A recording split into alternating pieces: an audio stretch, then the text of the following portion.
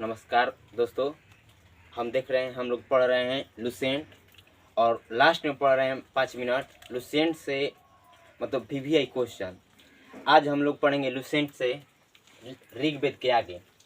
तो पहला है कि भारत का पहला सुव्यवस्थित इतिहास, भारत का पहला सुव्यवस्थित इतिहास किसने तैयार किया था? तो Arthur Smith. Arthur Smith Bharat का पहला सुव्यवस्थित इतिहास किसने तैयार किया था? तो आर्थर स्मिथ। उस किताब का नाम था अर्ली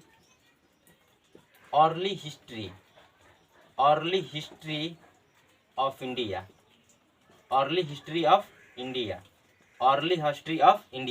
ये एनटीपीसी में क्वेश्चन आया है पीटी में कि अर्ली हिस्ट्री ऑफ इंडिया किसकी पुस्तक है? तो आर्थर स्मिथ की।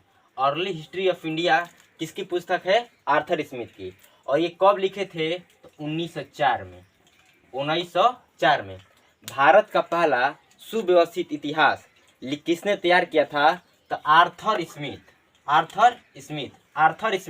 और उनका पुस्तक है अर्ली हिस्ट्री ऑफ इंडिया। और कब लिखे थे? 1904 में। Early history of India. बोलिए, अगर आप वनडे एग्जाम मतलब ऑप्शनल क्वेश्चन का तैयारी कर रहे हैं तो बोलने से होगा, जल्दी याद बोलने ही से होगा। अगर आप बीपीएससी यूपीएससी का तैयारी कर रहे हैं तो मन में पढ़ा जाता है। तो पुस्तक का नाम क्या है? Early history of India. इस पुस्तक में किसके बारे में बताया गया है? तो सिकंदर के बारे में। 1/3 भाग में किसका जिक्र है? सिकंदर का। तो अर्ली हिस्ट्री ऑफ इंडिया किसकी पुस्तक है? Arthur Smith. Early history of India किसकी पुस्तक है? आर्थर स्मिथ के 1904 में। और इस पुस्तक में किसके बारे में बताया गया है? सिकंदर। आगे पढ़ेंगे यजुर्वेद। सस्वर पाठ के लिए मंत्रों का किस में रखा गया है? तो यजुर्वेद में। सस्वर पाठ के लिए मंत्रों को किस में रखा गया है? यजुर्वेद। सस्वर पाठ का मतलब मंत्र 2 प्रकार से पढ़ा जाता है। एक मंत्र में और एक बोलकर। तो सस्वर पाठ यानी जो बोलकर मंत्र पढ़ा जाता है वो कहाँ से लिया गया है? तो यजुर्वेद से। बलि के समय जो नियम है, बलि के समय जब बकरा कटाता है तो उस समय बलि के समय जो नियम कैसे कटाएगा, कहाँ पर छुरी रखाएगा, तो बलि के समय नियम कहाँ से लिया गया है? यजुर्वेद से। सस्वर पाठ के लिए मंत्र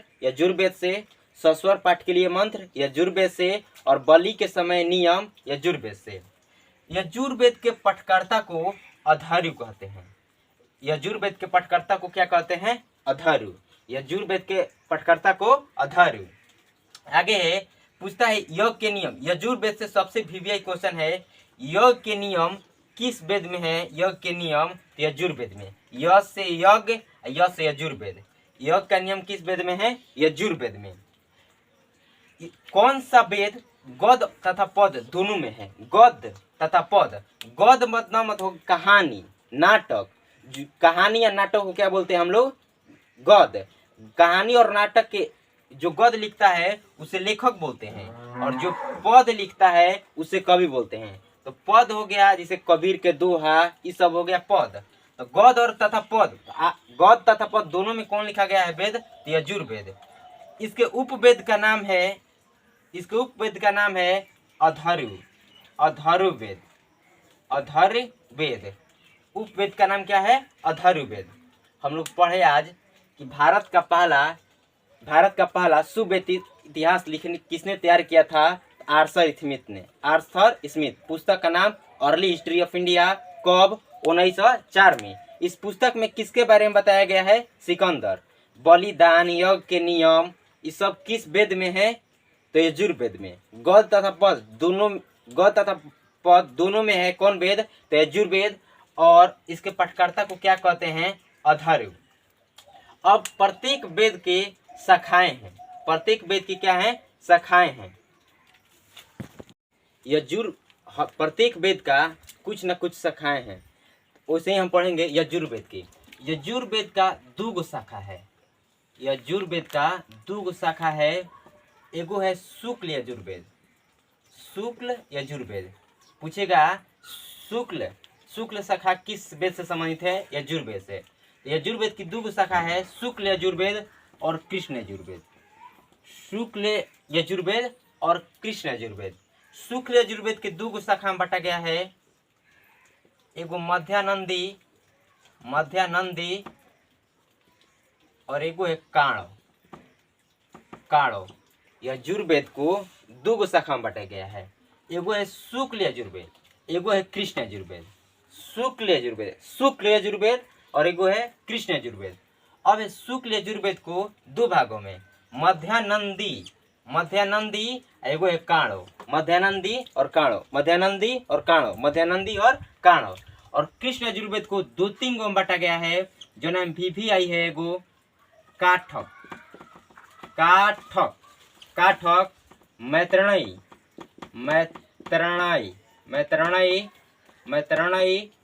और है तैतरणई,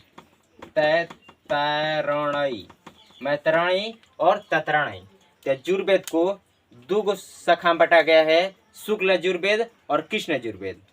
उसके बाद शुक्ल यजुर्वेद को दो में बांटा गया है, मध्यानंदी और काणव। और कृष्ण यजुर्वेद को काठक, मैत्रेयी और तैतरणई। पूछेगा काठक जो है किस वेद से संबंधित है? तो कृष्ण यजुर्वेद। कौन सा वेद गद और पद दोनों में है? तो यजुर्वेद। यजुर्वेद को पढ़ने वाले को क्या कहते हैं? यजुर्वेद को पढ़ने वाले को अथर्व। आगे अब देखेंगे सामवेद। सामवेद में साम का अर्थ क्या है? तो गान। साम का अर्थ क्या है? गान। साम का अर्थ ज्ञान। यज्ञों के अवसर पर गाए जाने वाले ऋचाओं का विवरण किस वेद में है? तो सामवेद में। ये यज्ञों के अवसर पर गाए जाने वाले ऋचाओं, यज्ञ के नियम नहीं, यज्ञ के नियम कहेगा, यज्ञ के नियम किस में है? यजुर्वेद में। यज्ञ का नियम किस में है? यजुर्वेद में। लेकिन यज्ञों के अवसर पर गाए जाने वाले ऋचाओं का विवरण किस में है? सामवेद में। साम का अर्थ क्या होता है? ज्ञान। साम का अर्थ ज्ञान। सामवेद में कितने सूक्त हैं? तो 1810 गो। 1810 गो। सामवेद में कितने सूक्त हैं? 1810 गो। सामवेद के पठकर्ता को क्या कहते हैं? उदात्री। सामवेद के पठकर्ता क्या कहते हैं? उदात्री। साम का अर्थ क्या है? गान। साम का अर्थ क्या है? ज्ञान। यज्ञ के नियम किस में है? तो यजुर्वेद में। लेकिन यज्ञ के अवसर पर गाए जाने वाले ऋचाओं का वर्णन किस में है? तो सामवेद में। सामवेद में कितने सूक्त हैं? 1810। सामवेद में कितने सूक्त हैं? 1810। सामवेद के पठकर्ता को क्या कहते हैं? उदात्री। सामवेद के पठकर्ता को उदात्री। भारतीय संगीत के जनक किस वेद को कहते हैं? तो सामवेद को। भारतीय जो संगीत का जनक किस वेद को कहते हैं? सामवेद को। तो सामवेद में लुसेंट में इतना है कि साम का अर्थ क्या है? गान। साम का अर्थ गान। साम का अर्थ ज्ञान। यज्ञों के अवसर पर गाए जाने वाले ऋचाओं का वर्णन किस में है? तो सामवेद में। सूक्त कितने हैं? 1810। इसके पठकर्ता को उदात्री। और भारतीय संगीत का जनक कौन सा वेद है? तो सामवेद। अब एक क्वेश्चन कि कौन कौन वेद में ऐतिहासिक घटनाओं का उल्लेख नहीं मिलता है? मतलब किसी भी प्रकार के इतिहास का उल्लेख नहीं मिलता, ऐतिहासिक घटनाओं का, जैसे अकबर ने बीरबल को मारा, मतलब किस में ऐतिहासिक घटनाओं का उल्लेख नहीं मिलता है? तो दो वेद है, एगो है सामवेद और एगो है यजुर्वेद। सामवेद एगो है यजुर्वेद। सामवेद और यजुर्वेद।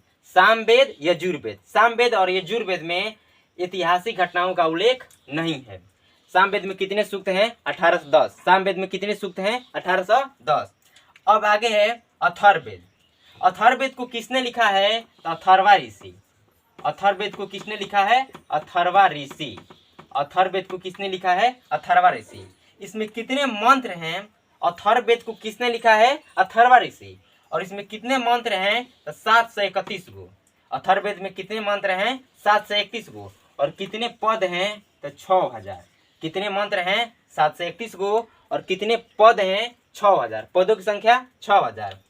औषधों का उल्लेख, VVI क्वेश्चन, कि औषधों का उल्लेख इलुसेंट में है कि औषधों का उल्लेख किस वेद में सबसे पहले मिला है? तो अथर्ववेद में। औषधों का उल्लेख किस वेद में सर्वप्रथम मिला है? तो अथर्ववेद में। अथर्ववेद का महत्व इतना क्यों है? क्योंकि इसमें मनुष्य के विचारों और अंधविश्वासों का विवरण है। मनुष्य के विचारों और अंधविश्वासों का विवरण किसमें है? तो अथर्ववेद में। अथर्ववेद में कितने पद हैं? 6000। अथर्ववेद में कितने पदों की संख्या कितना है? 6000। पदों की संख्या 6000 और मंत्र की संख्या 731 गो। आगे है, अथर्ववेद का प्रतिनिधि सूक्त किसे माना जाता है? अथर्ववेद का प्रतिनिधि सूक्त किसे माना जाता है? तो पृथ्वी सूक्त को। पृथ्वी सूक्त को। अथर्ववेद का प्रतिनिधि सूक्त किसे माना जाता है? पृथ्वी सूक्त को। जादू टोना ये सब किस वेद में है? तो अथर्ववेद में। अथर्ववेद का प्रतिनिधि सूक्त किसे माना जाता है? तो पृथ्वी सूक्त को। और जादू टोना किस वेद में है? तो अथर्ववेद में। कुरु का राजा किसे कहा गया है? परीक्षित को।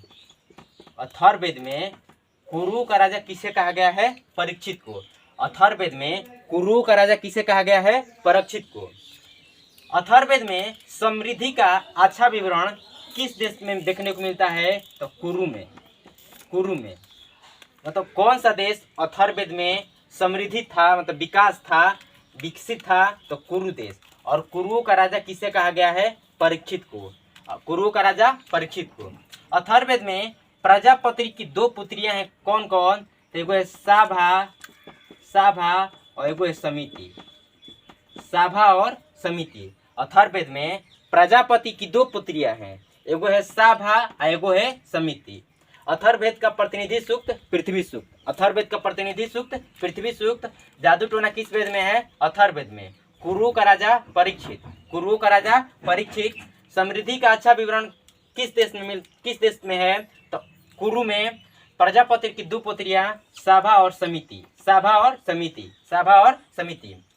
सबसे प्राचीन वेद कौन है? तो ऋग्वेद। सबसे प्राचीन वेद ऋग्वेद और सबसे बाद का वेद अथर्ववेद। सबसे बाद का वेद अथर्ववेद। सबसे प्राचीन वेद ऋग्वेद, सबसे बाद का वेद अथर्ववेद। और क्वेश्चन डायरेक्ट आता है कि संहिता बोलते हैं, चारों वेदों को क्या बोलते हैं? संहिता।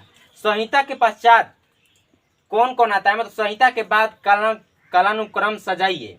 तो संहिता के बाद आएगा ब्राह्मण। संहिता के बाद क्या आएगा? ब्राह्मण। उसके बाद आर्णायक। संहिता के बाद डायरेक्ट क्वेश्चन आता है, चारों ऑप्शन रहेगा एक लाइन से। कभी इधर रहेगा ब्राह्मण, कभी शुरू में रहेगा, कभी उपनिषद रहेगा। तो उपनिषद लास्ट को बोलते हैं। वेद के लास्ट को क्या बोलते हैं? उपनिषद। तो सबसे पहले संहिता हो गया, उसके बाद ब्राह्मण, उसके बाद आर्णायक। सबसे पहले संहिता, उसके बाद ब्राह्मण, उसके बाद आर्णायक और लास्ट में होगा उपनिषद। संहिता, ब्राह्मण, आर्णायक, उपनिषद। अदर बुक में ऋग, अब सब वेद का, चारों वेद का एको गो उपवेद है। तो ऋग्वेद के उपवेद को क्या कहते हैं? ऋग्वेद के उपवेद को क्या कहते हैं? ऋग्वेद को उपवेद आयुर्वेद। ऋग्वेद के उपवेद का नाम क्या है? आयुर्वेद। इलुस्ट्रेट में नहीं दिया है। तो ऋग्वेद के उपवेद का नाम क्या है? आयुर्वेद। यजुर्वेद का धनुर्वेद। ऋग्वेद का आयुर्वेद, यजुर्वेद का धनुर्वेद, सामवेद का गंधर्ववेद। बताइए ऋग्वेद का हो जाएगा आयुर्वेद, ऋग्वेद का आयुर्वेद, यजुर्वेद का धनुर्वेद, सामवेद का गंधर्ववेद। सामवेद का VVI है, पूछता है कि ऋग्वेद के उपवेद का नाम क्या है? आयुर्वेद, यजुर्वेद का धनुर्वेद, और सामवेद का गंधर्ववेद, और अथर्ववेद का शिल्पवेद। परीक्षित को, कुरु का राजा परीक्षित को जादू टोना किस वेद में है? तो अथर्ववेद में। सबसे बाद का वेद अथर्ववेद। आगे है कि ऋग्वेद में, इलुस्ट्रेट में नहीं दिया है कि ऋग्वेद में सर्वाधिक वर्णित नदी कौन सी है? तो सिंधु। सर्वाधिक वर्णित नदी कौन सी है? सिंधु। ऋग्वेद में सर्वाधिक वर्णित नदी कौन सी है? वर्णित नदी तो सिंधु। सबसे पवित्र नदी किसे माना गया है? तो सरस्वती को। सबसे पवित्र नदी सरस्वती। ऋग्वेद में गंगा का उल्लेख कितनी बार हुआ है? एक बार। सर्वाधिक वर्णित नदी सिंधु, सबसे पवित्र नदी सरस्वती और गंगा का उल्लेख कितना बार? एक बार। यमुना का उल्लेख कितना बार? 3 बार। और रुद्र का भी उल्लेख कितना बार? 3 बार। तो यमुना और रुद्र का उल्लेख 3 बार। साभा का उल्लेख 8 बार। बताइए, गंगा का उल्लेख 1 बार, गंगा का उल्लेख 1 बार, गंगा का उल्लेख 1 बार, यमुना का 3 बार, यमुना का 3 बार, सभा का 8 बार, सभा का 8 बार, समिति का 9 बार, सभा का 8 बार, समिति का 9 बार। विष्णु का उल्लेख 100 बार। ऋग्वेद में विष्णु का उल्लेख कितना बार है? 100 बार। इंद्र का पढ़ाए थे 250 और अग्नि का 200, अग्नि का 200 और विष्णु का 100 बार। कृषि का उल्लेख कितना बार है? तो 33 बार। बताइए, गंगा का उल्लेख 1 बार, गंगा का 1 बार, यमुना का 3 बार, यमुना का 3 बार, सभा का 8 बार, समिति का 9 बार, सभा का 8 बार, समिति का 9 बार, विष्णु का 100 बार, विष्णु का 100 बार, कृषि का 33 बार। बताइएगा क्वेश्चन कि 9वें मंडल में किस देवता को समर्पित है? तो सोम देवता को। उसी तरह 7वां मंडल किसको समर्पित है? तो वरुण को, वरुण देवता को। 7वां मंडल किसको समर्पित है? वरुण देवता को। कृषि से संबंधित जानकारी किस मंडल में है? तो चौथे मंडल में, चौथे मंडल में। कृषि से संबंधित जानकारी किस मंडल में है? चौथे मंडल में। 7वां मंडल किसको समर्पित है? तो वरुण को। 7वां मंडल किसको समर्पित है? वरुण को। और कृषि से संबंधित जानकारी किस मंडल में है? चौथे मंडल में। पाणिनि के अनुसार ऋग्वेद में कितनी शाखाएं हैं? तो 21 गो। पाणिनि के अनुसार, अष्टध्यायी के लेखक कौन है? तो पाणिनि। तो पाणिनि के अनुसार ऋग्वेद में कितनी शाखाएं हैं? 21 गो, 21 गो। ऋग्वेद की एकमात्र जीवित शाखा कौन है? तो शाकल। इलुसेंट में दिया है। ऋग्वेद की एकमात्र जीवित शाखा कौन है? शाकल। गंगा का उल्लेख 1 बार, यमुना का उल्लेख 3 बार, यमुना का उल्लेख 3 बार।